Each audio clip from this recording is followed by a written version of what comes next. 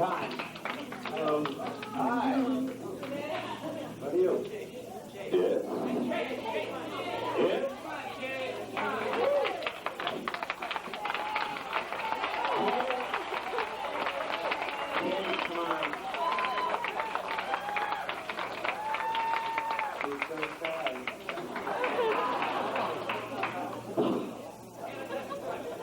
Question.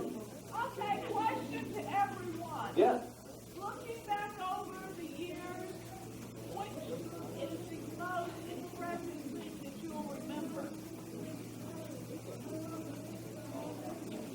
That dress. That dress. Right there. I love that dress.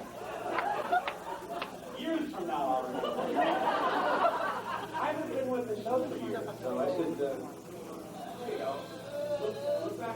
look back over the years. I would say the thing I most remember, I know it's going to sound funny, but it's absolutely true, getting the job.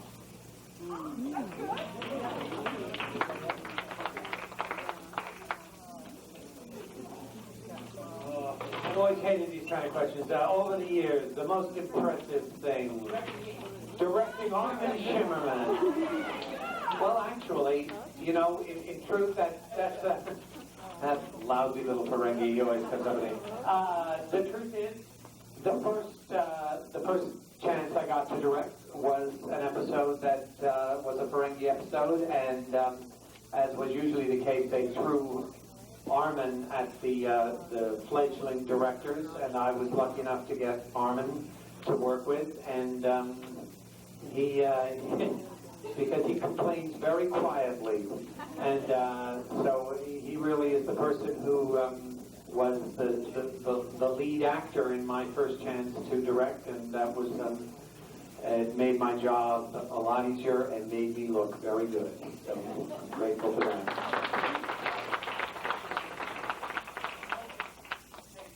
Okay. I do have to say this, in fact. I just want to say, I remember most of all the warmth and the wonderful goodness between the other actors and ourselves, the people that weren't there all the time. But I remember so wonderfully and thankfully the time Rene said hello to me so warmly in the parking lot. Dude,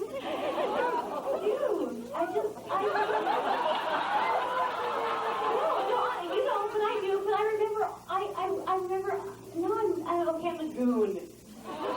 Sure. Like a fan, but also like a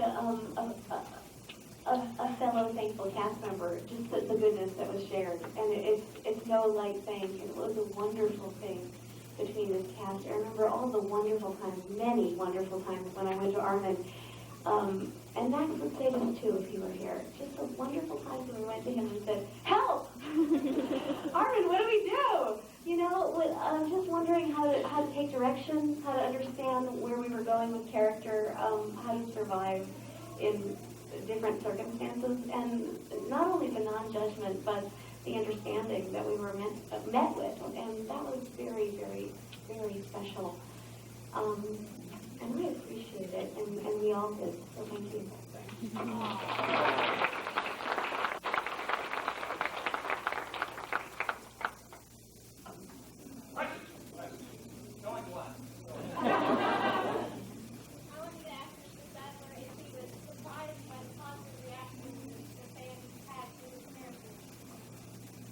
Yes.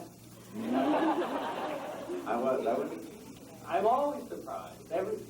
I'm surprised all the time, but I was surprised by that especially because Sloan is not a... Well, I like him, but I don't expect, you know, you don't want to find out that he's babysitting. The headmaster at the preschool that your kids are. So yes, I was surprised that people were liking him. But thank you. It's a question for Mr. Sadler. Most of these characters that you're talking about, the actors always created backstories for themselves to get themselves into the mood. What is your story for Stallone? What type of backstory?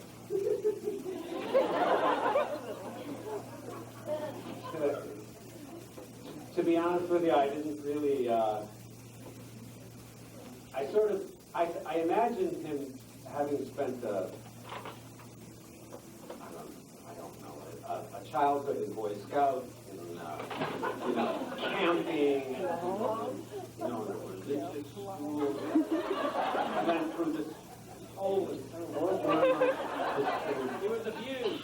He was a thoroughly abused child.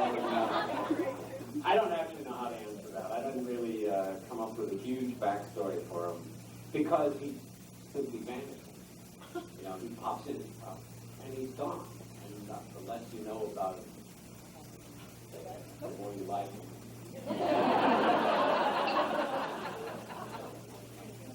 But,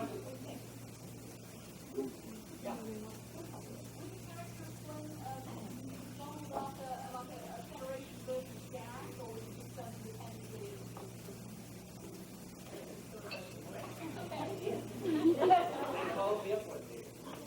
I have no idea. Anybody else can take that one? Yes. Yes.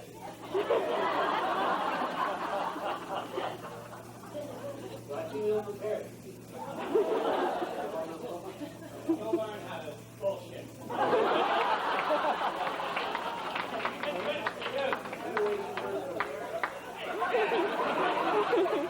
No questions.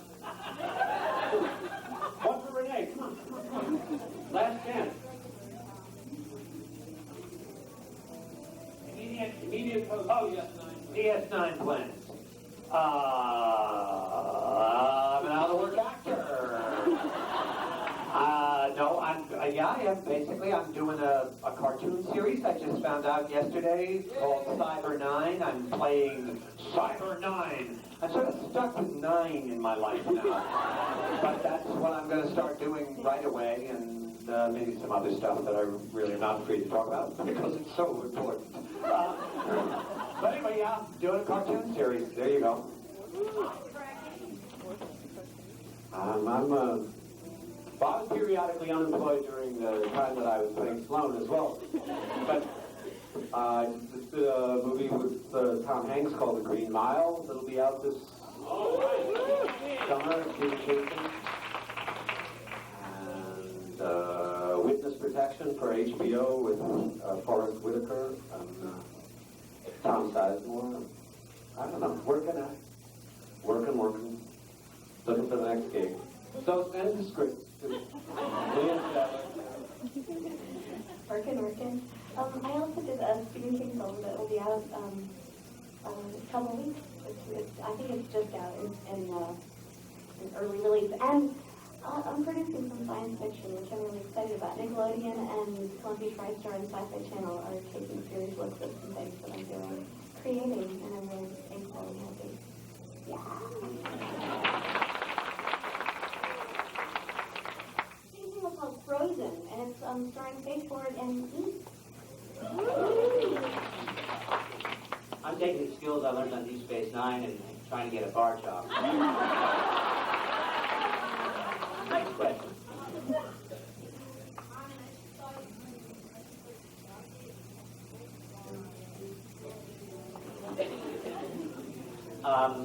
That was shot in Vancouver. It rained every day. We shot. It was outside. They gave me this wonderful straw headdress that wilted almost immediately and progressively got more and more limp. But it was great fun, and I had a wonderful time, even though I had mud up to my knees and wearing very flimsy garments. And, it was great fun. Thank you. Yeah. Yeah. I already asked you this, but for the rest of you, did you guys want to be on Star Trek? Like, did you ask your agent to get you a reading of Star Trek, or did you just fall into it?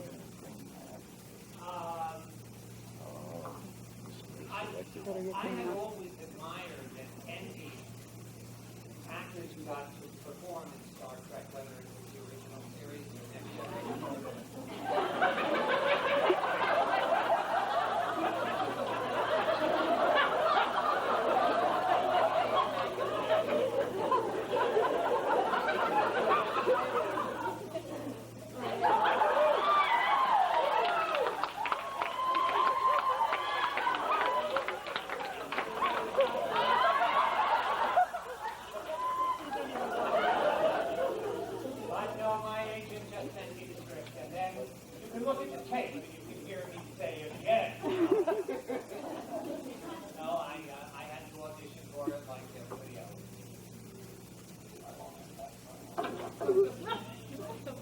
I wanted this role. I wanted it.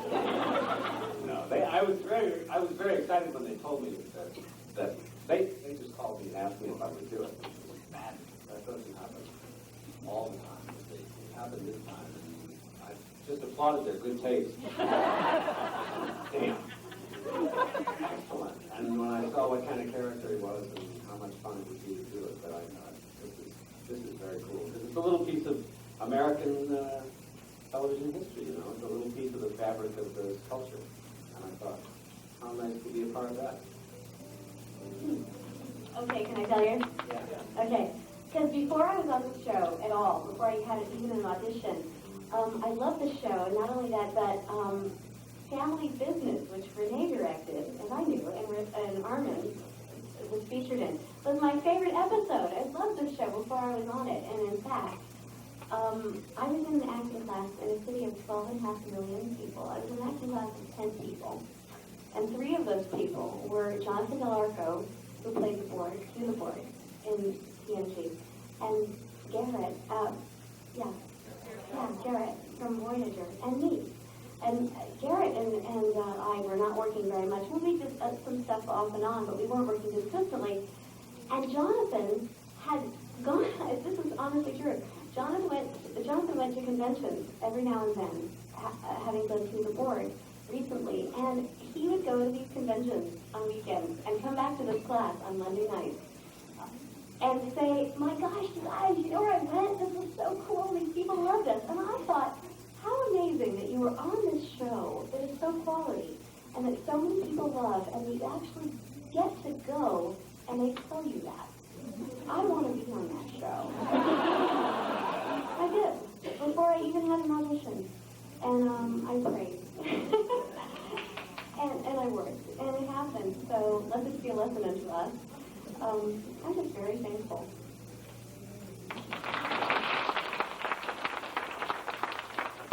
I think everybody knows that I was always a big Star Trek fan. I campaigned heartily to be on TNG, and when I heard there was a Ferengi being considered for Deep Space Nine, I really pushed to get it. It's a very long story. I was the first person to audition. I was the last person to audition. So I was very grateful. Imagine what any one of you would think if you got the opportunity to audition for a new Star Trek show. That's how I felt. That's exactly how I felt, because I was a big fan of the show. Can I say something?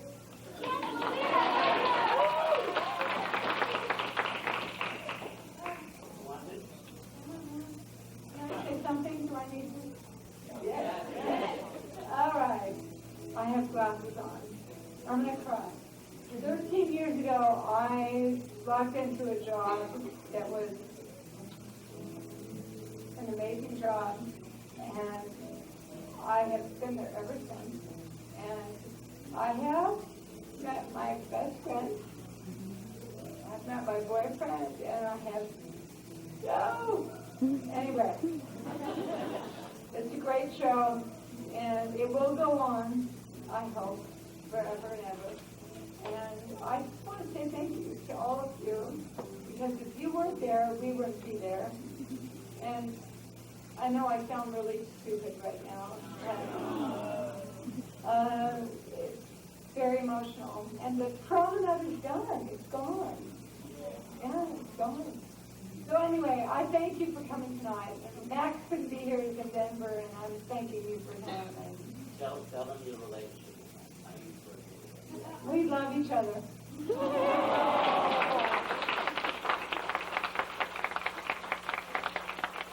I may point out the relationship here.